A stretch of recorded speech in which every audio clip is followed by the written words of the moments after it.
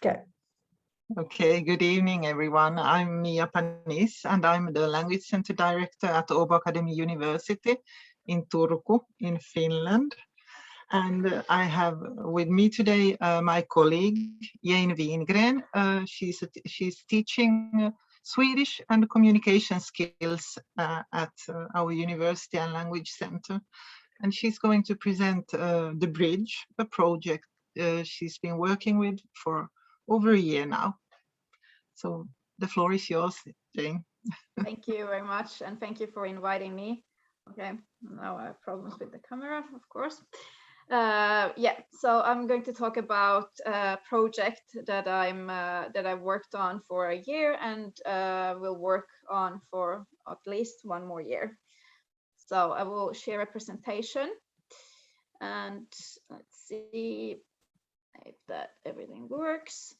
And I can already tell you that it's fine with me that you at any time ask me questions if something is unclear, or if you want to ask something additional that I haven't mentioned, or if, yeah. So I've never spoken about this in English, so it will be an experience for me to talk about it in English. I'm already a bit nervous about 2-3 words that I'm not sure how I should pronounce, but we'll see how I do.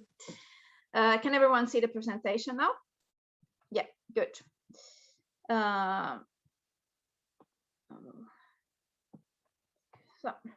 So The Bridge. So the project is about reading, writing, and discussing academic texts. So academic discourses, in another word. And I'm going to first start out by saying a few words about myself, the background of the project, what I did with the project this last year, and what I'm going to do this year, and also the future of the project. Also, at any time, like I said, you can ask me questions, and if we have time, we will also have a discussion at the end of the presentation. So, like I said, a few words about me. I work at the Language Center at Åbo Akademi University in Turku, Finland. I teach courses in academic discourses, and I also teach Swedish as a foreign language. I offer academic text consultation and language checking and language response. I have also worked as a teacher at an upper secondary school earlier, and that's also important since I'm going to talk about how we can offer courses to students at upper secondary schools. And you can also see my email address here. So if you have any questions later on, or if you want to tell me about something similar, or if you have any ideas or whatever, just email me. So the project, the background. Already as a university student, I had a feeling of not knowing what was expected from me. I was a decent writer when I started studying at Åbo Akademi University, where I now work. But I still couldn't understand what I was doing wrong, why I was not like doing well in all of this assignments and all the text writing. And as a teacher later on, as a gymnasium teacher, gymnasium is what upper secondary schools are called in Finland, in Swedish. I reflected on the fact that students learn about basically every other genre than the academic genres. So upper secondary schools are supposed to teach students what they need to know when they go on to study at a university. But there's something that's missing, I feel. Also, as a university teacher, I've met a lot of students who tell me the same. They have the same experience as I had when I was a student. And also, they tell me that they feel lost for years when it comes to the expectations of academic discourses. They don't know how to write good essays, academic essays. They don't know how to read academic texts, and also they don't know how to take part in academic discussions.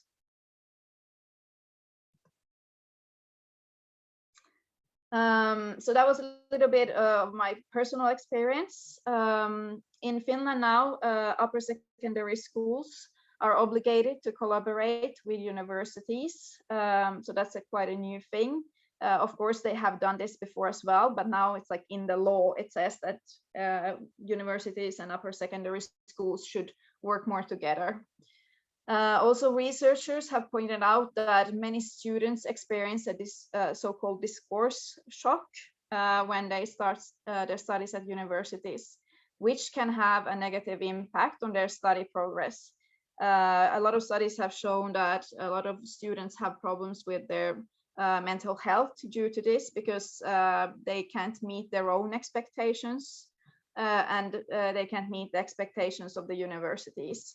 And this, of course, can lead to dropouts, and that they don't finish their university degrees. And also, of course, one can wonder what leads to this. What is the problem, and is this something that has changed compared to like, I don't know, 20-30 years ago?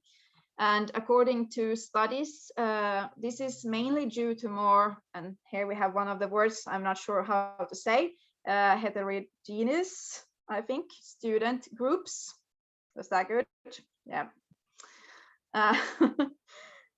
So basically, those who nowadays come to study at universities the group is broader. It's not exactly the same type of students as before. It's a broader group of students. Also, studies show that a lot of students are reading and writing less. And also those who write, they write different types of text compared to earlier.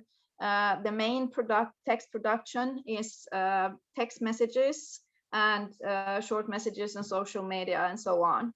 And this is also, studies have shown that this is also a problem when it comes to writing strategies, and also knowing the difference in style between different types of texts.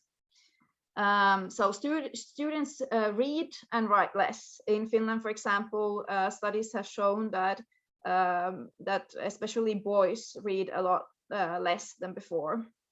And this is a problem because this means that they have inadequate reading and writing strategies.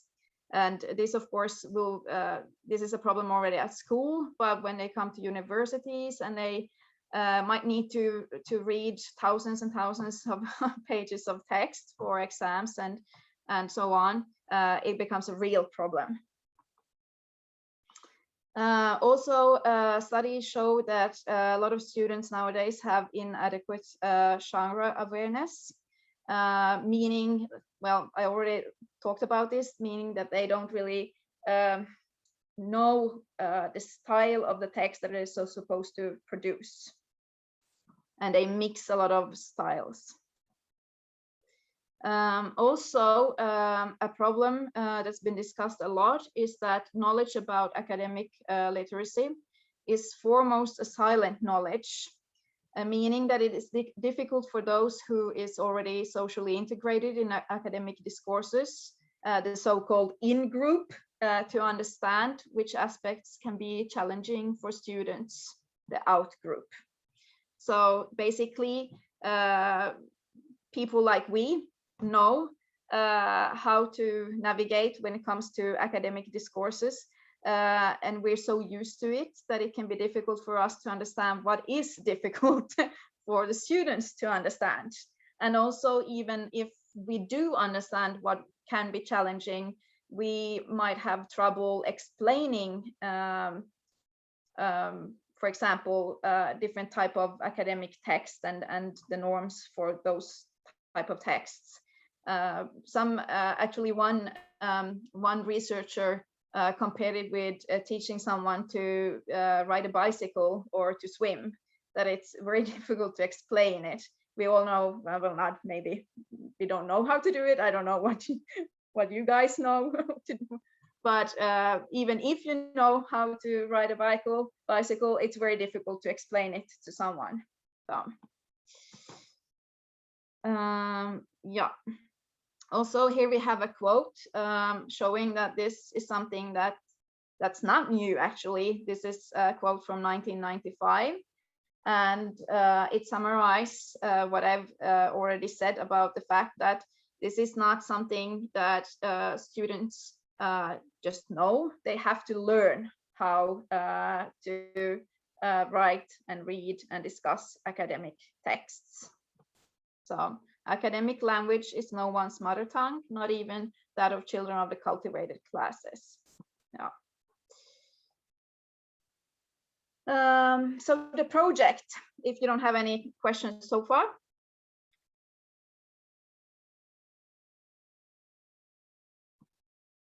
No? The project. Last year, I started with the project, and it's called The Bridge, like I mentioned earlier. And I've called it The Bridge, not because of the very popular Scandinavian TV series, but because I'm trying to build a bridge between the upper secondary schools and the universities. And it was from the beginning, from the start, it was a 1-year-long project. And I started out by, in the autumn, planning the project. And in the spring, I executed the course. I held the course that was the main object of the project. And I also evaluated the project. And then, like I said, the main aim of the project was a course about academic discourses for students at upper secondary schools. And the course itself, I'm going to say a few words about the course. So students at 2 upper secondary schools could take the course. So it was, in the beginning, it was a very little project, but it's now getting bigger and bigger. And the course was a 2-month-long course with 1 online lecture every week.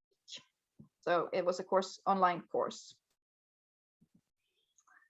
The lectures were about different types of academic genres, of course, and why they follow strict norms. I believe that if you understand all the norms, all the rules for academic texts, it's also much easier to actually produce academic text. So if you understand why there needs to be a lot of strict rules for how to write an academic text, then also it is easier to oneself produce academic text. I think, Alicia, you need to mute. Yeah, thank you. Also, we spoke about academic literacy, and the meaning of that is how to read, write, and talk about academic texts. We talked about reading and writing strategies, and we discussed, did they already have reading and writing strategies, and how could they improve those strategies. Also, we spoke a lot about critical thinking, since critical thinking is, of course, a big part of university studies.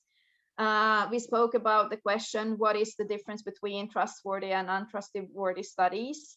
For example, we had a look at academic, what's the word? Journals? Is that how you pronounce it? Something like that. And like academic papers, which academic papers, how can one get an academic paper to be printed in an academic journal? So what happens, the process of that? Because I think it's important to learn about that it's not like just like this, that you come up with some idea, you say that this is the result of something, and then you can publish it. That you have to actually go through a lot of processes to be able to publish a study, and also a lot of studies actually never get published, was something we spoke about, and that you have to get quite high up to actually get to publish something. And we talked, of course, about peer review, and there's always a lot of people reading through studies before they get published and so on. Also, we discussed the question, when should one have an opinion and when should one actually not have an opinion about something? And this is something that we have actually discussed a lot about at Åbo Akademi lately. Because actually a colleague of me said, it's kind of funny that we all the time we're told to think for ourselves and to think critical, but at the same time it's not good when everyone thinks on their own. We should also be able to trust science and trust studies, and maybe we should not have opinion about things that we don't know so much about. So this is something we discussed a lot also during the course. We talked about interview techniques, how to construct surveys and analyze arguments, and I will tell you soon why we talked about that. Also, we spoke about popular science versus science, the difference between popular science and the goal of popular science and science. And like I already said, also we discussed a lot of peer review and the function of that, and also how oneself should talk about other texts and yeah, help other students with their texts. Questions so far?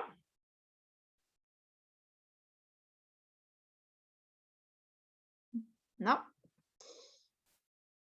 So the main task of the course was a mini thesis. So everyone wrote a mini thesis, and this was of course something that scared some of the students. They had never written anything like this, and the word itself, thesis, they of course scares students at that age.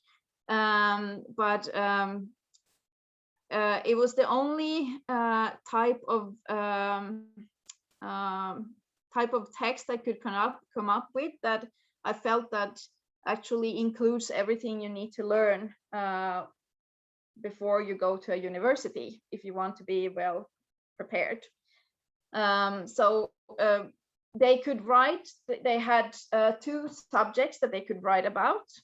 Vaccine resistance and sustainable development or sustainable living. And of course, the first one is more restricted, and the second subject is very broad again. So they had, of course, a lot of different angles they could choose. The methods were interviews, a survey, or an analysis of an online discussion forum. And the thesis was supposed to be 10 pages long. After I told them this, 2 students dropped out straight away from the course. And but actually at the end, everyone in the course except one produced more than 10 pages. So this was the scariest thing for them, that it was 10 pages long. They have never written anything like that. And also it needed to be an academic text on top of it. But they were so proud of themselves after actually writing more than 10 pages. And also they realized that wasn't actually the hardest part about it. It was finding the material and also to analyze the material. That was the difficult part of it. 5 upper secondary school teachers helped the students with the topics and with the material, and I helped them with the academic writing parts. So like I told you earlier, there were 2 upper secondary schools involved in this project. And at one of the schools, there were 3 teachers, and at the other one, there were 2 teachers that were involved in the project. And they helped the students with finding a topic, an angle, and also with finding relevant material, and also they helped them with the interviews, so they or surveys if they chose that alternative, or finding an online discussion forum. and I help them with basically everything else. We had 2 seminars, one in the middle and one at the end of the writing process. So they also got to practice how to give, like I said, peer review to help each other with the text. And I wanted them to realize that by reading other students' text and helping them with their text, they also helped themselves and made their own texts better. So that was something we discussed a lot.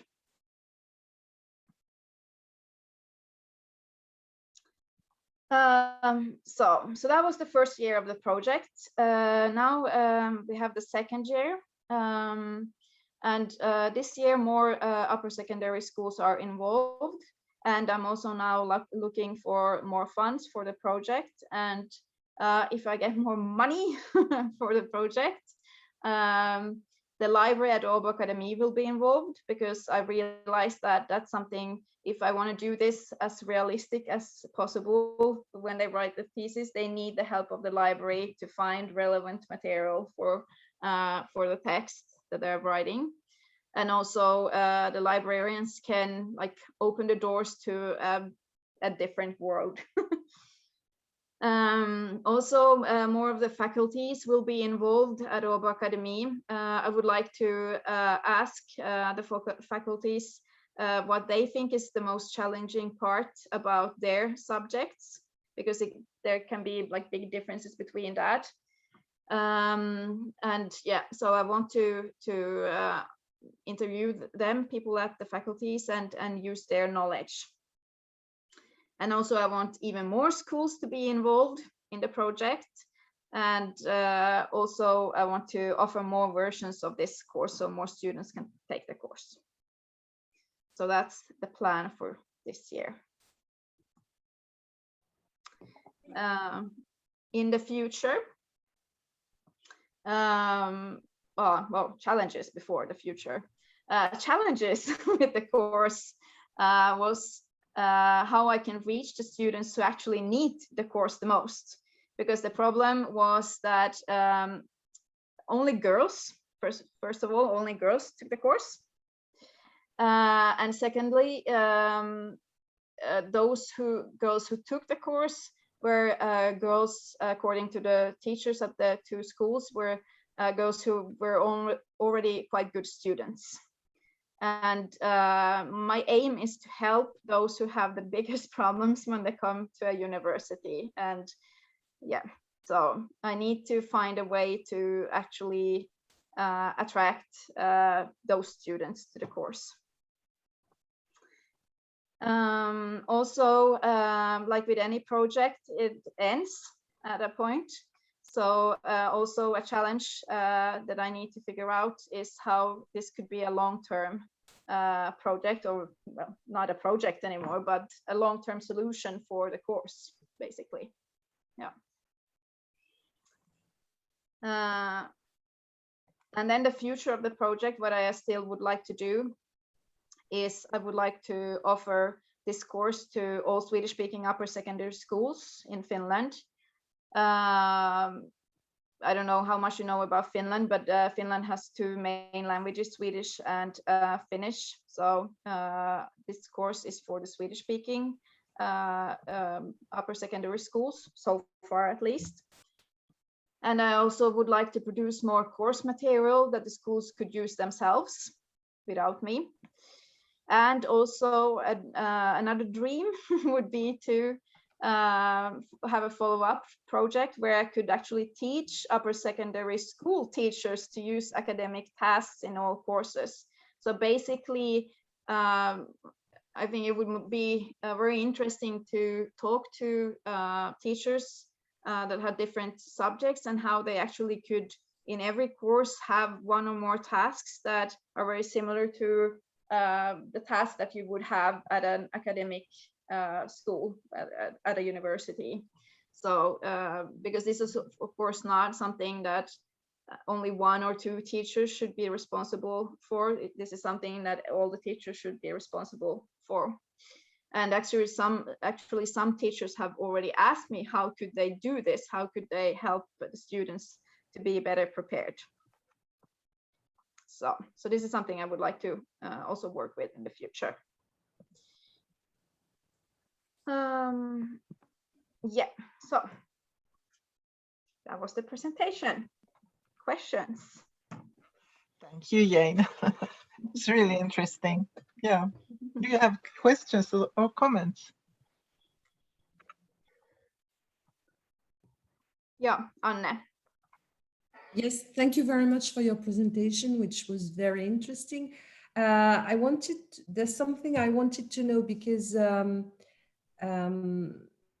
I guess academic writing at your university is mainly taught in English, or maybe I'm mistaken. No, the bachelor thesis you always need to write in Swedish. Okay. Yeah. So, and when it comes to the master thesis, you can choose if you write it in English or in Swedish. Mm-hmm, mm-hmm. Or a foreign language, French or German. Yeah.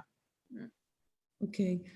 I'm a little surprised because this is the kind of teaching I do at my own university, for example, for master's degree psychology students.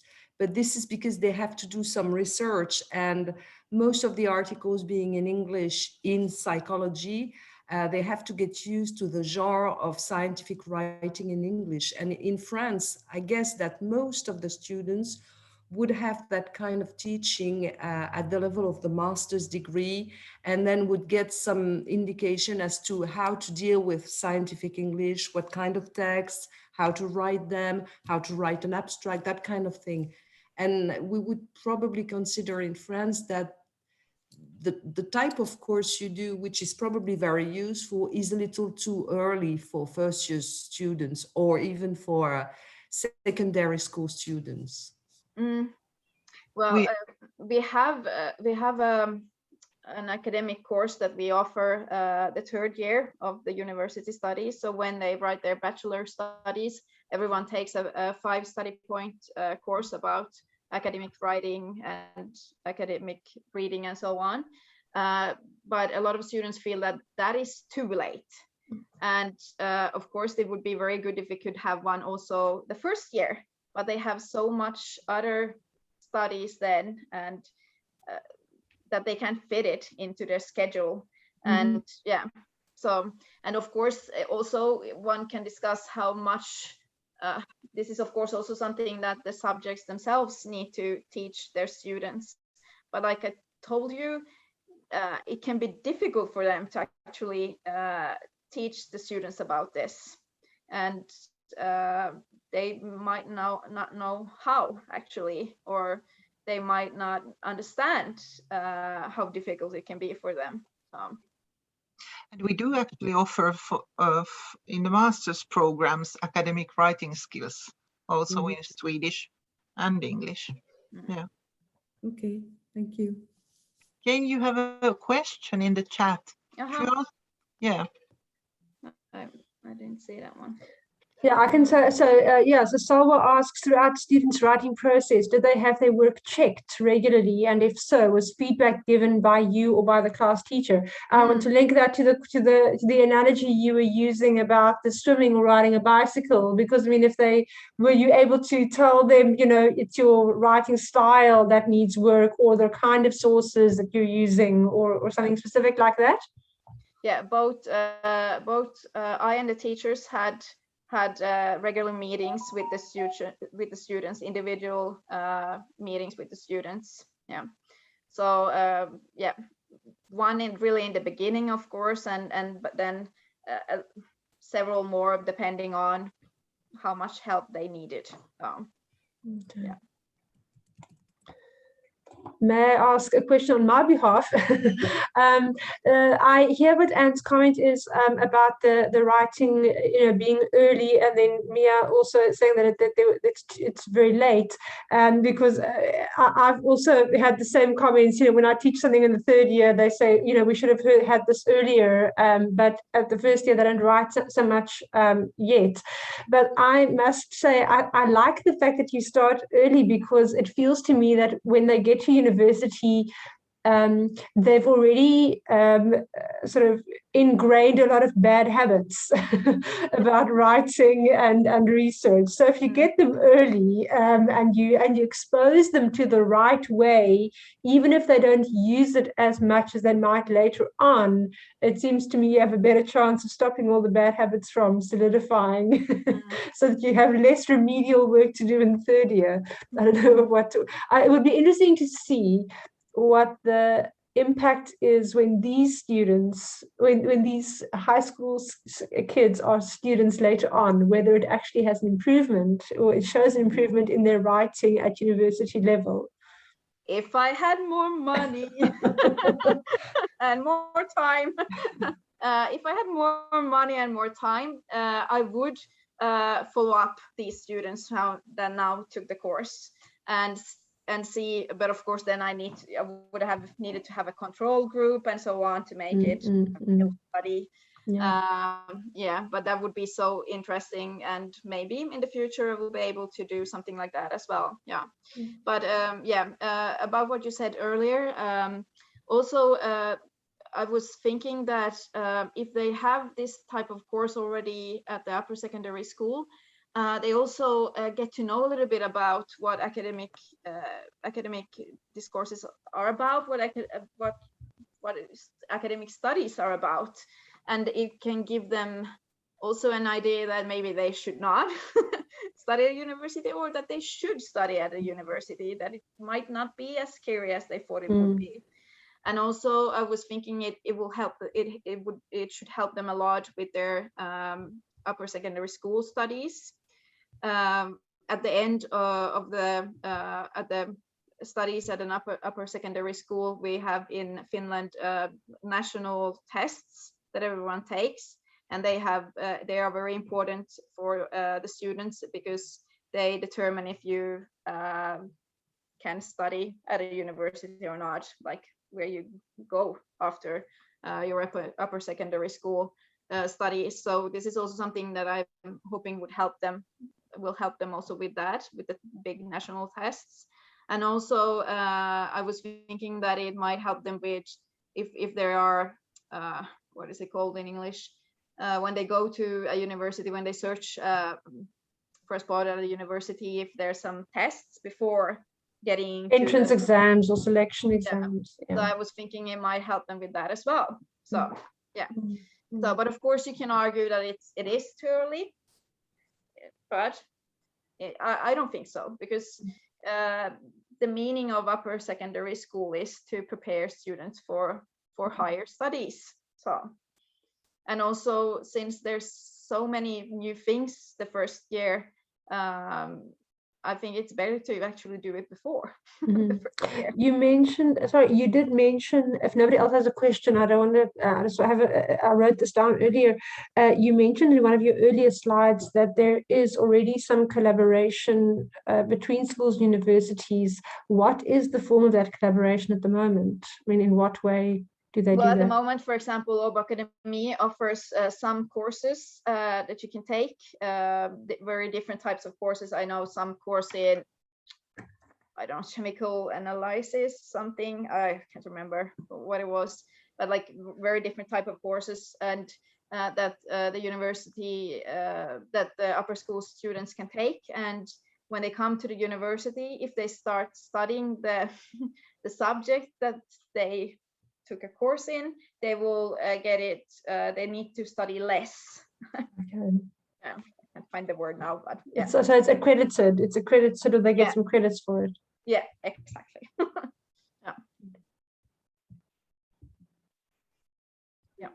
Any other questions?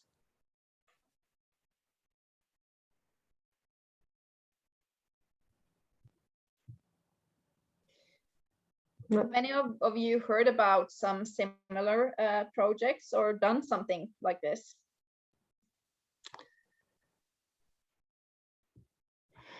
Well, not I don't know if it's not at the university, it's not at school, but I like this link between I almost want to say the content specialists, the faculties in the writing at the university where I worked in South Africa.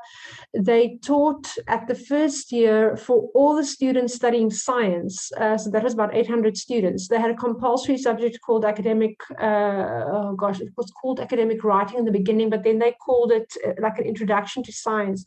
And they tried to get it away from just focusing on writing, but and there was a component where they would learn about writing skills, but then they would also have sessions with content specialists. So it was similar to what you were saying, that it's linked to a specific field. And what I like about that is that the students don't learn to separate academic writing as a separate module somewhere, but that it's integrated in their field, in their content, so that they get to, as they learn about the importance of some physical chemistry principles or some biology principles, they at the same time learn about the principles of good writing and good research. And I think for me, I think the credibility as a teacher who teaches writing went up in the eyes of the students, because I was no longer just the teacher teaching paragraphs, but it was sort of seen to be on a higher level because it was connected to biology or chemistry or something. So I like this idea. I like this idea that there is this collaboration and that it's not a standalone, because I think all of us feel that writing shouldn't be taught standalone. It should be integrated in what they're working on. Yeah, and actually I forgot to tell you that the thesis that they wrote, they could write it in a course at the upper school, higher school that they already were taking. So it was like a win-win situation. They learned more about something that they needed to know about anyways, and yeah, and they also got something extra at the same time. Yeah. So yeah, someone wrote something. Thank you, Salva. Thank you, Salva.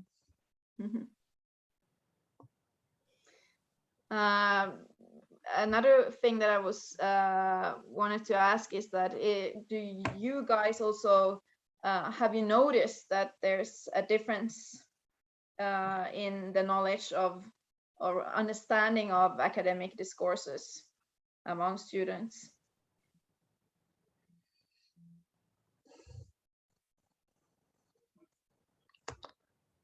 Thank you. Thank you. Thanks. Greetings to Israel.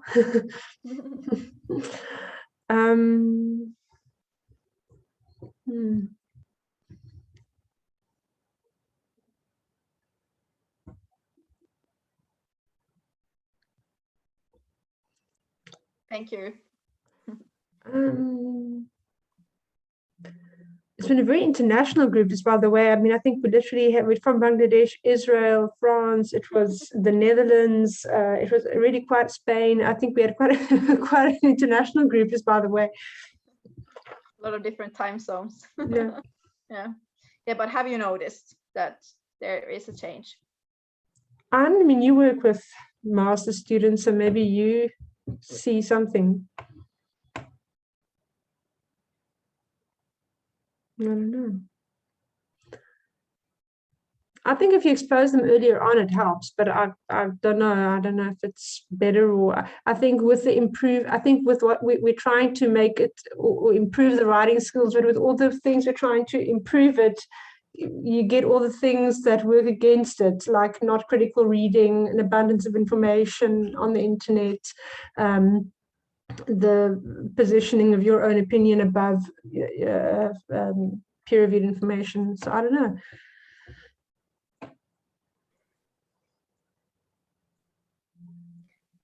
Yeah, a lot of the studies I've read about this is from Sweden, where it's like it seems to be like a really big problem at the moment. and I think it's getting there in Finland as well.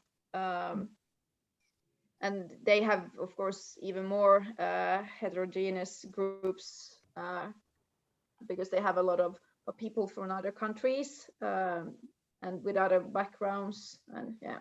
And also they've worked a lot to make universities available to everyone, and it's of course the same in Finland as well.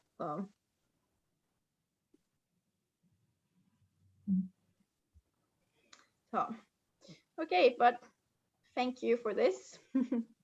Thank you very much. Thank you, Jane. Thank you all for a very interesting discussion also. Yeah. Yeah, thank you very much. Yeah, so the